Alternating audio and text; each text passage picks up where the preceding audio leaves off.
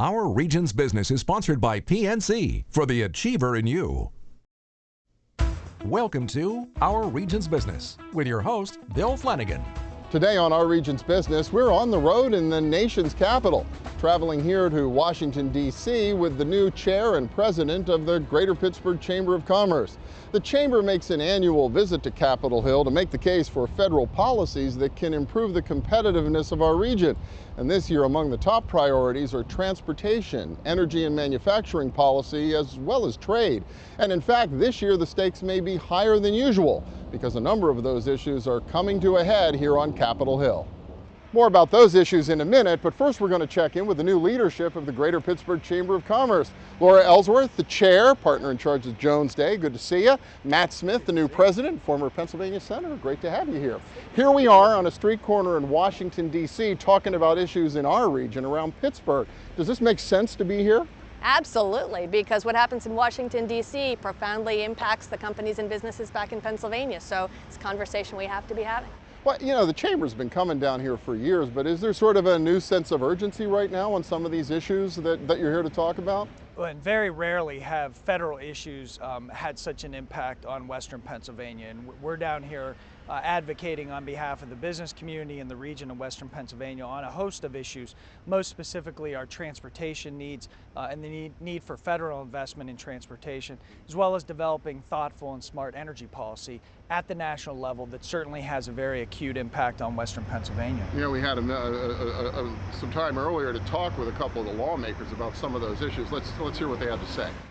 So Congressman Kelly, does it make a difference for any of your constituents, the business community or anybody else, to come here to D.C. or catch you in the district to make their case? And this is a government that is supposed to work for the people. When the people fail to weigh in, when the people sit on the sidelines and say, it's not working for me anymore, and you say, well, are you involved with it at all? Hey, do you talk to your legislator? Do you talk to these people that you sent to represent you?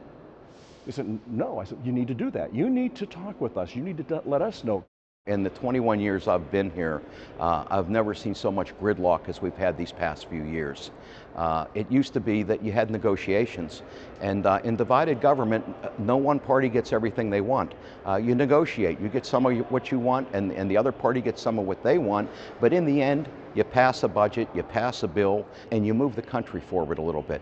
Now it's sort of both sides are sort of locked into these positions that nobody wants to compromise. And so now there's nothing being done, and the public out there looks at both of the parties and say, you know, what's going on, guys? So not always total agreement on both sides of the aisle here in Washington, but I guess that's just part of the process of working through issues. It is, and you know, that's why we're here in the flesh, because it's like any other aspect of business. When you sit in the room and you sit across the table from the person and you hear it from their mouth, you have an ability to have a dialogue, some back and forth, to test ideas with one another. It's just a completely different level of dialogue, unfiltered, and it's important that we be able to have that with our legislators and that they be able to have that with us too, right? Yeah, it is vital to be here in person, and you know, speaking as a former elected official, as you noted, Bill, in the state Senate and the state House, it is vital that we be here in person, that we're here in person to make sure that our federal elected officials hear from us directly. Certainly our federal partners have different issues, they have a different scope of these issues, but in terms of getting things done, in terms of making sure that we thoughtfully advocate on behalf of the business community, it's very similar to what we've worked on in Harrisburg. We were able to work on as the Greater Pittsburgh Chamber, and when I was in the state Senate, Act 89, our transportation bill, and that's at the state level. We need to make sure that we're advocating for many of those same issues in person at the federal level as well. Now, Laura, you were part of the leadership team from the Allegheny Conference who decided Matt was your guy to run the chamber. Why is he the right man at the right time for this role? You know, it's so funny that you asked that question, because I was just thinking that as he was talking. I mean, I think if you hear the way he looks at these issues, you see the kind of person he is, the ability he has to dialogue with these people, and when we sit in the room and I watch him talking to these legislators, it's like they're all singing on exactly the same pitchfork, you know? They may or they may not agree on the issues, but they are absolutely communicating dead on, and so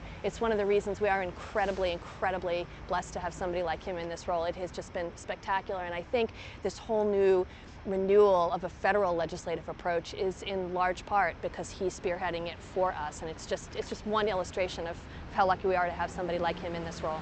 Yeah, these big issues really seem to be coming to a head this fall in particular. Yeah, they are, and they're all coming within the next 30 to 60 days. You have the Highway Trust Fund reauthorization that we've been pushing that is absolutely vital for not only Western Pennsylvania, but all the entire country and certainly the Commonwealth of Pennsylvania to make sure that we have the funding. Where the state funding ends, we need the federal funding to begin and really in a robust way, and not just in a short-term 3-month, 6-month way, but a 6-year renewal of the Highway Trust Fund, something that's absolutely vital from our region's competitiveness standpoint, as well as renewal of the Export-Import Bank. We're down here talking to our elected officials at the federal level about how vital it is for the renewal of the Export-Import Bank for Western Pennsylvania businesses who are dependent on particularly their customers receiving that financing at a robust national level to make sure that we can continue to make the economic investments in Western Pennsylvania that are so necessary for our competitiveness. All right, we will pick up both those topics a little later in the program.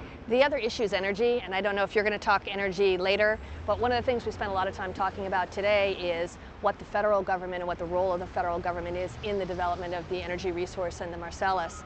And a huge part of that, obviously, is export policy, the role that the United States can play in the geopolitical world with its energy resources, and the impact of those important public policy and international decisions on businesses in Pennsylvania. That is a huge role that the federal government plays, and it's a hugely important role that we can play in Pennsylvania in supporting the right kind of policy. I think it's safe to say you had Congressman Murphy's ear on that subject a little earlier. We can hear a little bit about what he had to say. When you think about this, Pennsylvania is a national leader, becomes a global leader in energy that we didn't even think of a few years ago. A few years ago, Congress debated how we were going to import natural gas. Now we're talking about how we export that. We export coal. And I love this, if we could focus our energy and our genius on cleaning it up instead of shutting it down. We've got too many jobs we're losing. We have too many rigs laying down with natural gas, so dealing with that on a global level is going to be important to Pennsylvania and continue to bring more jobs to our region.